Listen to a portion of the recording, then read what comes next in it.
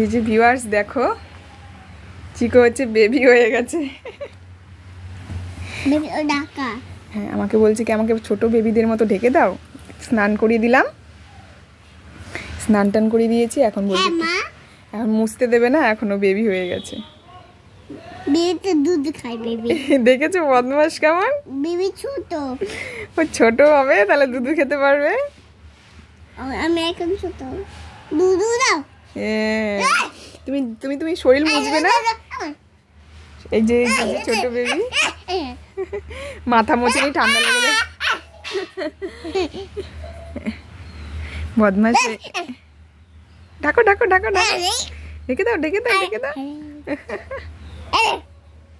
চুপ। ঠিক আছে, চলো তোমাকে সাজুগুজু করে দিই। চলো টাটা। দুধ দাও।